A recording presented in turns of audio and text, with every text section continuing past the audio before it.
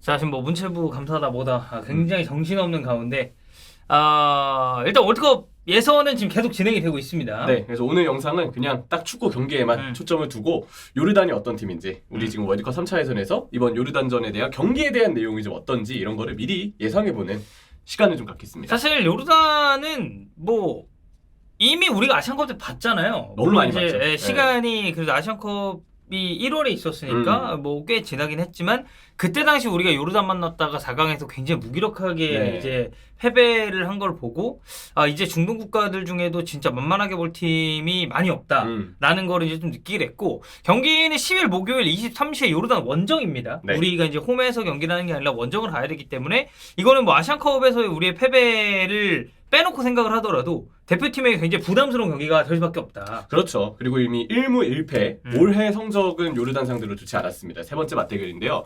아시안컵 이후로 요르단은 지금 A매치 6경기 5승 1무입니다. 3월에 2차 예선 파키스탄과의 2연전을 대승으로 마쳤고 6월에는 2차 예선 타지키스탄, 사우디아라비아 두 국가 다 특히 타지키스탄이 이번 아시안컵에서 엄청났죠. 돌풍을 일으킨 팀이었는데 요르단이 이제 아무렇지 않게 꺾었고요. 사우디는 그래도 만치니 감독 부임하고 계속 뭔가 투자를 하고 있는데 그 사우디마저도 요르단이 격파를 했습니다.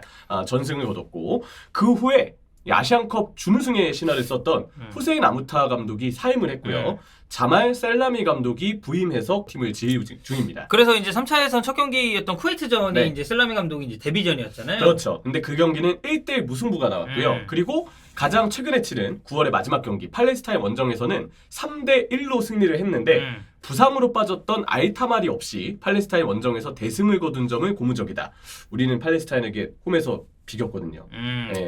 그래서 좀 힘들었죠. 너무 힘들었죠. 다음 이제 원정을 준비하는 데 있어서가 좀 애로사항이 있었는데 뭐 어쨌든 우리 대표팀도 현재까지는 패배 없이 네. 이제 가고 있다라는 점을 좀 주목을 해야 될 것 같고, 이 요르단이 팔레스타인전에서 이제 어떤 식으로 나왔는지를 우리가 또 살펴봐야 될 필요가 있거든요. 그렇죠. 일단은 백스리 형태의 3-4-2-1 전술을 자주 쓰는 팀이고요. 빌드업은 주로 롱패스 위주. 미드필더의 역할은 뭔가 볼을 풀어주기보다는 그냥 많이 뛰면서 세컨볼을 받아주는 것에 1차적인 역할이 있다고 보시면 되고, 롱패스를 올릴 때 백스리의 윙백들을 쭉 올려서 전방의 윙백과 2명의 2선 그리고 최전방의 공격수 5명의 구조를 이루는 걸 목적으로 삼는 팀입니다.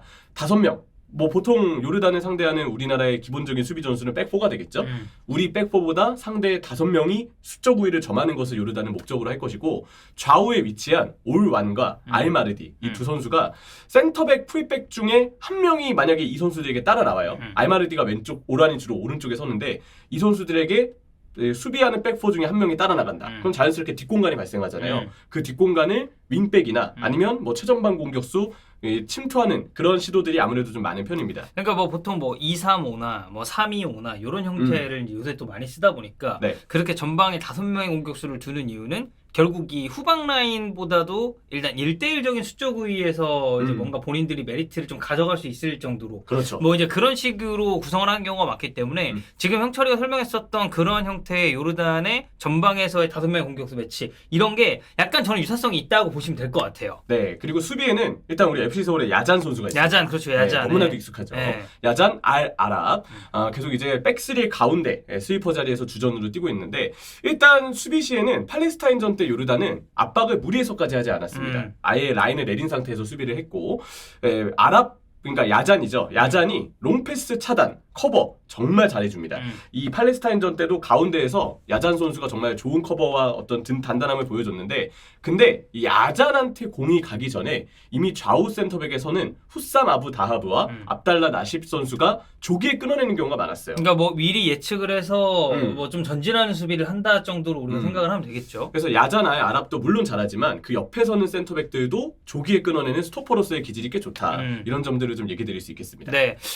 이제 요르단 이제 멤버 구성을 좀 보면 지금 알타마리가 리그왕에서 계속 이제 나오지를 못하고 있어서 그래서 이런 뭐 주전 선수들에 대한 뭔가 차출이나 뭐 그런 부분에 대한 변수가 지금 조금 있다는 얘기가 나오고 있거든요. 여기에 더해서 이제 최전방 공격수로 지난 팔레스타인전에 골을 넣었던 아이나이마트도 지금 경기 출전 여부는 변수가 있다고 합니다. 그 후연은 지금 대표팀에 일단 차출은 됐고요. 같이 하고 있다는 보도는 있거든요. 근데 자국 언론의 그 보도의 내용들을 번역해 보니까 이들의 선발 출전 가능성이 낮다. 아무래도 이제 경기를 네. 좀 이제 못 뛰는 게 영향이 좀 갔을 수도 있는 거고. 그리고 우리하고의 경기가 이제 10월 첫 번째 경기이기 때문에 아무래도 이들이 선발 출전할 가능성이 낮다라고 얘기를 했고요. 그러면 남은 주전급 공격수는 지난번 팔레스타인전에도 선발로 뛰었던 2명, 올완과 알마르디. 올완이 오른쪽, 알마르디가 왼쪽. 알마르디가 근데 지난번 경기 때는 골 장면에 거의 다 관여가 되긴 했었어요. 뭐 이렇게 예상을 좀 할 수 있는 상황입니다. 자, 그럼 대한민국 대표팀은 이제 어떤지를 좀 봐야 되는데, 일단 그 우리가 뭐 앞뒤로 좀 살펴봤을 때 추가적으로 들어온 선수들이 있고, 그리고 기존 자원들 이제 호출이 됐다가 지금 빠진 선수들도 있는 상황이거든요. 제일 뭐 대표적인 건 지금 골키퍼 쪽에 네. 변화가 있어요. 김승기 선수가 복귀를 했습니다. 네. 일단 김승규는 다행히 그래도 장기 부상을 좀 털어낸 것 같고 수비에 이제 왼발 센터백 김주성 선수가 이렇게 또 추가가 됐죠. 뭐 사실 저는 이 나이 대 선수들 중에서는 네. 가장 기대할 수 있는 자원 중에 하나다. 왼발을 또 쓰기 때문에. 네. 그리고 왼쪽 풀백. 사실 지금은 일본에 있지만 수원 FC 시절을 아마 많은 박민규. 분들이 기억을 하실 겁니다. 네. 박민규. 네, 아주 좋은 왼쪽 풀백이고 여기에 미드필더 권혁규, 배준호, 백승호, 홍현석. 홍현석 선수는 사실 손흥민 선수가 부상으로 빠지면서 추가 발탁이 됐죠. 그리고 오현규 선수도 오랜만에 대표팀 차출이 됐습니다. 와, 근데 뭐 이제 김주성, 박민규 이게 물론 이제 김승기 선수랑 나이 차이가 좀 있는 선수들이잖아요. 네. 뒤에 우리가 언급한 선수들이. 근데 짱짱한 선수들이 많아요. 특히 진짜. 우리 지금 미드필더님 보면은 권혁규, 배준호, 백승호 선수 얼마 전에 또 버밍엄이랑 재계약 또 했고. 정말 핵심으로 뛰고 있고. 네, 홍현석 이제 마인츠 또 넘어가게 되면서 이제 빅리그에 그쵸. 계속해서 도전장 던지고 있는 상황이고, 오영규 지금 벨기에 리그로 간 거 되게 좋은 선택이라는 평가가 많거든요. 그렇죠. 네. 그 미드필더들은 특히 각 팀에서 꽤 좋은 중요한 역할들을 하고 있어요. 네. 권혁규 선수도 이제 스코틀랜드의 세인트 미렌. 물론 이제 셀틱에서는 뭐 이제 출전을 많이 하지 못했습니다만. 그래서 지금 미드필더들도 우리가 좀 새로운 얼굴들은 기대해 볼 만하다. 근데 아무래도 주목해 볼 만한 거는 이 공격 2선과 언급드린 미드필더가 아닐까 싶은데. 왜냐면 손흥민 선수가 일단 빠졌어요. 아마 황희찬, 이재성, 이강인 라인을 일반적으로는 좀 예상해 볼 수가 있겠죠. 근데 홍현석, 배준호, 엄지성 그리고 이동경 이 2선 자원들도 어떻게 좀 이 뭔가 손흥민 선수가 없는 상황에서 경쟁을 가져갈지 주목이 좀 되고요. 우리가 사실 지난번 9월 A매치 때 수비 보호에 있어서 3선에서의 뭔가 보호 능력이 좀 많이 떨어져 보였거든요. 항상 좀 뭐랄까 뭐 이제 정우영 선수가 있었을 때가 비교적 이제 최근 경기를 돌아봤을 때 가장 안정적인 대표팀의 전력이었고, 그럼에도 3선은 저는 기성용 이후에 항상 우리가 좀 고민해야 될 포지션이라고 생각하긴 해요. 아무래도 그 자리에 뭔가 붙박이 주전을 찾는 게 계속 애를 먹고 있는 상황이다. 정우영 선수 이후에는 특히 더 그런데 지금 새롭게 발탁된 뭐 권혁규, 백승호 그리고 와 지금 워낙 잘하고 있는 페노르티의 황인범. 여기 이제 박용우 선수까지. 아무래도 3선은 이들 중에 두 자리를 2명이 이제 좀 뛰게 되지 않을까 싶은데 이 3선도 주목이 되는 이번 요르단전이 되겠습니다. 자, 그러면은 일단 우리가 9월에 A매치를 이제 봤잖아요. 뭐 지금 텀이 너무 짧아가지고 이제 한 달 만에 하는 거긴 한데, 그때 당시 우리가 이제 5만전을 되돌아보면 우리 상대가 내려서더라도 이 수준급의 공격진, 물론 이제 그때 손흥민과 이강인의 활약이 이제 워낙 좋긴 했지만, 그리고 손흥민이 지금 빠지긴 했지만, 우리가 지금 유럽에서 뛰고 있고 기본 체급이 높은 선수들을 통해서 충분히 우리가 그 힘으로 찍어 누를 수 있다는 걸 보여줬다 생각해요. 확실히 그게 화력으로 좀 드러났다고 봅니다. 대신에 수비는 많이 불안했습니다. 4-4-1의 0으로 우리가 그 당시 수비를 섰는데 미드필더랑 수비 사이의 간격이 지속적으로 벌어지는 문제가 있었고요. 3선 선수들이 뭔가 전진해서 압박을 하려고 하는데 하프 스페이스 커버가 잘 안 되는 모습이 나왔어요. 이런 거는 감독이 좀 전술적으로 잡아줘야 되기 때문에 이번 요르단 더 강하거든요.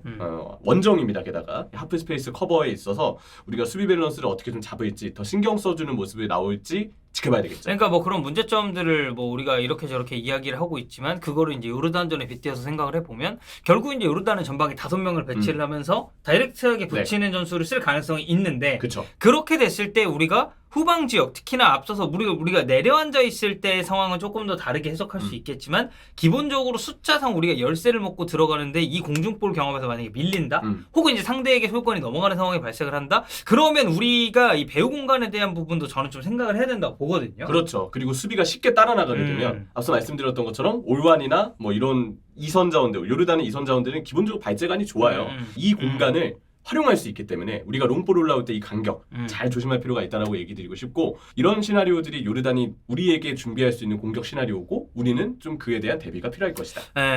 일단 뭐 아시안컵 때 패배는 정말 아쉽지만 이제는 월드컵으로 가는 길이고, 정말 이 최종 예선, 그러니까 3차 예선에서는 우리가 무조건적으로 승리를 좀 거둬줘야.